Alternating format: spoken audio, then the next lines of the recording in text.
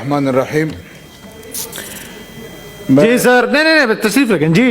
मैं ज़रा इस मौजू से हट कर एक बात करना चाहता हूँ।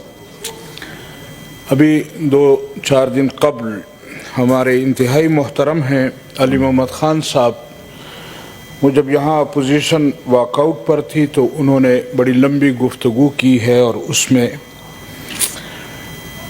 मैंने समझा ये है कि एक मरतबा फिर पीटीआई उसके अंदर ऊत कर आई है। यहाँ पर उन्होंने अपोजिशन लीडरान को बहुत कुछ सुनाया। हैरान हूँ कि ये किस मुंह से अपने लीडर की तारीफ करते हैं, दूसरों को मुरद इल्ज़ाम ठहराते हैं। गुजारिश ये है कि उस दिन उन्होंने जमीयत उलमा इस्लाम की क़ियादत पर भी अंगुश्त नुमाई की है और उन पर इल्ज़ामात एक मरतबा फिर लगाए गए हैं। लेकिन हम तो कई मरतबा ये चैलेंज कर चुके हैं कि अगर आपके इल्ज़ामात में कोई हकीकत है तो फिर आप अदालत क्यों नहीं जाते, गिरफ्तार क्यों नहीं करते। खुद मौलाना साहब भी इस बात की वजाहत कर चुके हैं, लेकिन उस तरफ ये जाने के लिए तैयार नहीं है और यहाँ आकर इस तरह की बातें करते हैं। समझ ये नहीं आ रहा कि ये लोग अभी तक कंटेनर से क्यों नहीं उतरते। 3.5 साल का अरसा यहाँ हो गया है और तकरीबन 8.5 साल का अरसा KPK में इनकी हुकूमत है। क्यों हमारे खिलाफ कोई पर्चा नहीं काटते, क्यों हमारे खिलाफ कोई कार्रवाई नहीं करते। अगर वो नहीं करते तो इन 3.5 सालों में सिवाय इसके कि पिछली हुकूमत और पिछली हुकूमत और पिछली हुकूमत, ये अपनी कारकर्दगी तो बताएं कि इन्होंने 3 सालों में कौन सी या 3.5 सालों में कौन सी कारगुजारी कौम को दिखाई।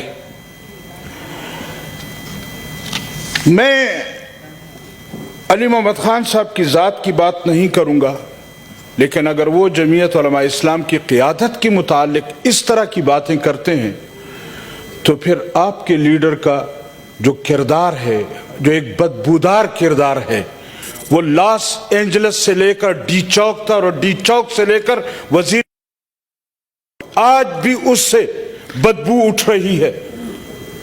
आज भी अमेरिका की एक बच्ची अपने बाप का नाम ढूंढ रही है। अली मोहम्मद ख़ान साहब, जरा उनको बताओ कि आपका बाप कौन है।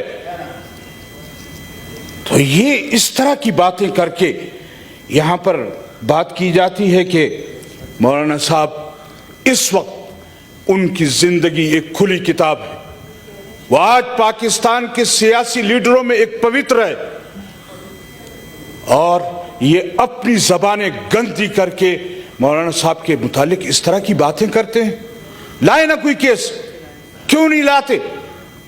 क्या कारकर्दगी है तुम्हारी इस कौम के सामने।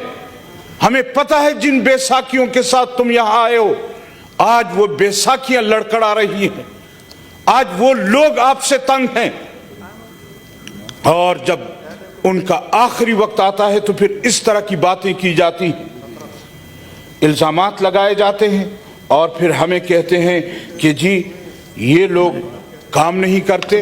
देखिए, अगर आप लोगों ने इस कौम के साथ कुछ किया होता, इस कौम को कुछ कहा होता, आए रोज यहां आकर कह देते हैं जी हम NRO नहीं देंगे।